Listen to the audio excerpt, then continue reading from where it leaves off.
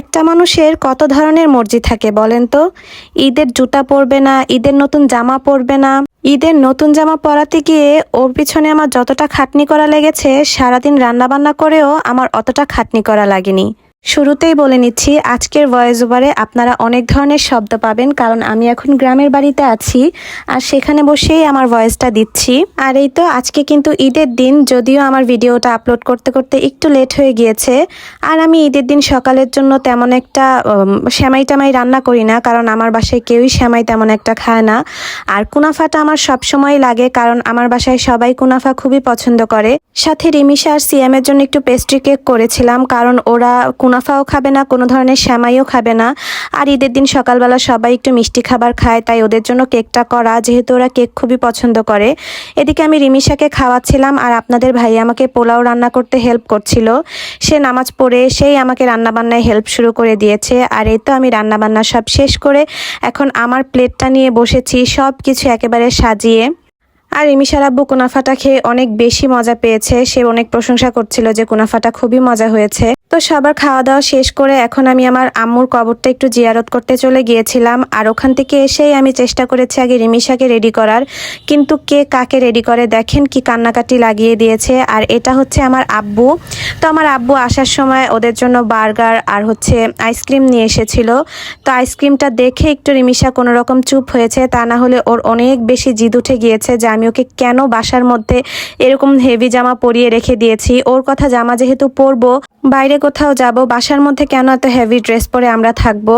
জামাটা তো কোনো রকম পরাতে পেরেছি, কিন্তু জুতা তো সে কোনোভাবেই পরবে না। অনেক আপুরাই আমার রিলসে কমেন্ট করেছিলে যে আপু রিমিশা কি ওর ঈদের জুতাটা পরেছে কিনা। না, ও কোনোভাবেই ঈদের জুতা ওকে আমি পরাতে পারিনি, যদিও ড্রেসটা পরাতে আমার অনেক কষ্ট করতে হয়েছে। আর এদিকে সে আইসক্রিমটা পেয়ে একটু চুপ হয়েছে, ড্রেসের কথা এখন ভুলে গিয়েছে, আইসক্রিম খাওয়াতে সে মগ্ন। আমি চেয়েছিলাম রিমিশাকে সুন্দর করে ড্রেসটা পরিয়ে জুতা পরিয়ে কয়েকটা ছবি তুলে রিমিশার প্রোফাইল পিকচারটা চেঞ্জ করব, কিন্তু কে শুনে কার কথা। আর এদিকে আমার হাজবেন্ডের কাণ্ড দেখেন, সে কিন্তু তার ড্রেস সব খুলে ফেলেছিল। যখনই দেখেছে আমার আব্বু আর রিমিশার নানি এসেছে, তখনই সে আবার জামা কাপড় পরে বসে আছে। মেয়ের জামাই বলে কথা, ঈদের ড্রেস না পরলে কি হয়। তো এই যে রিমিশার কিন্তু এখন আইসক্রিম খাওয়াটা শেষ হয়ে গেছে। আর রিমিশার হাতের মেহেদি তেমন একটা লাল হয়নি, কারণ ও 5 মিনিটের বেশি রাখতেই দেয়নি। অনেকে রিমিশার এই ড্রেসটা দেখে অনেক প্রশংসা করেছেন আর ড্রেস সম্পর্কে জানতে চেয়েছেন। রিমিশার এই আঘানুরটা আমি নিউ মার্কেটের পূর্ণিমা শাড়িজ থেকে কিনেছিলাম। আর যারা টিকটক রেগুলার চালায় তারা তো জানেই যে পূর্ণিমা শাড়িজের ড্রেসগুলো খুবই সুন্দর আর রিজনেবল প্রাইসের মধ্যেও পাওয়া যায়। এটা অরিজিনাল পাকিস্তানি আঘানুর আর ড্রেসটা অসম্ভব সুন্দর। আর রিমিশার গায়ে এরকম হালকা কালারই ভালো লাগে, এ কারণে ওর জন্য আমি এরকম হালকাই কিনেছি। যদিও রিমিশা ড্রেসটা পরতে চায় না দেখে আমার অনেকটা বেশি মন খারাপ হয়েছে যে এত শখ করে আমি মেয়েটার জন্য কিনলাম। আর এদিকে আমি এখানে রিমিশার চুলটা একটু বেঁধে দিচ্ছিলাম। ও তো কোনোভাবেই কোনো কিচ্ছু করতে দিবে না, ড্রেস একটু পরপরই খুলে ফেলতে বলছিল।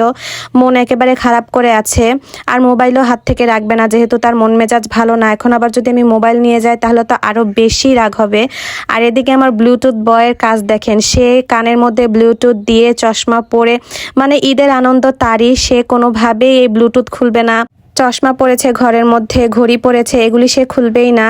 আর এদিকে রিমিশার আব্বুর সাথে আমি কয়েকটা ছবি তোলার জন্য বসেছিলাম, যদিও আমার ছবিগুলো তেমন একটা ভালো আসছিল না, কারণ আমাকে হেভি মেকআপে একটুও ভালো লাগে না, হালকা পাতলা করলেই ভালো লাগে। আর যেহেতু ঈদের দিন, তো আমি একটু হেভি মেকআপ করেই ফেলেছিলাম। আর এই তো আমি কিন্তু আজকে একটা চালাকি করেছি। প্রতি বছর রিমিশার আব্বুর কাছে সালামি চাইলে সে আমাকে 200-100 টাকা ধরিয়ে দেয়। আর এবছর আমি ক্যামেরা চালু করে বসেছি, যাতে ক্যামেরা কনসিয়াসের কারণে অন্তত আমাকে সে বেশি কয়েকটা টাকা দেয়। তো ক্যামেরা দেখে সে আমাকে প্রায় 2000 টাকার মতো দিয়েছে, আলহামদুলিল্লাহ, আমি এতেই অনেক খুশি। ক্যামেরাটা আমার অনেক কাজে এসেছে। আর এদিকে সিয়ামকেও আমি শেখাচ্ছিলাম যে কিভাবে সালাম দিতে হয়, তো সালাম দিচ্ছিল। রিমিশার আব্বু যদিও রাতের বেলায় সিয়ামকে সালামির টাকা দিয়ে রেখেছে, তারপরও এখন আমি আবার সিয়ামকে চালাকি করে সালামির টাকা নেওয়াচ্ছিলাম। আর এই যে সে কিন্তু অলরেডি তার ড্রেস খুলে ফেলেছে, আর এখন তার নানার কাছ থেকে সালামির টাকা নিচ্ছিল। আর এদিকে আমার ড্রেসটা কিন্তু আমি নিউ মার্কেট থেকেই কিনেছি। অনেকে আমার ড্রেসটারও প্রশংসা করেছেন। আমার ড্রেসটা অরিজিনাল আঘানুর না, আমারটা বাঙালি আঘানুর, পাকিস্তানি না। আমি অরিজিনালটা কিনি নাই, কারণ অরিজিনালটার অনেক বেশি দাম, এ কারণে আমি পাকিস্তানিটা স্কিপ করে বাংলাদেশিটাই কিনেছি, মানে যেগুলা মাস্টার কপি সেটা কিনেছি। তো আমার কাছে খারাপ লাগেনি, কপি হোক আর যাই হোক, ড্রেসটা দেখতে সুন্দর। আর আমি চেয়েছি রিমিশা আর আমার ড্রেসটা যাতে এবার সেম কালার হয়, তবে সেম কালার যেহেতু পাইনি, একটু ডিফারেন্ট টাইপ নিয়েছি। তো আজকের ভিডিওটা এতটুকুই। সবাই ভালো থাকবেন। আল্লাহ হাফেজ।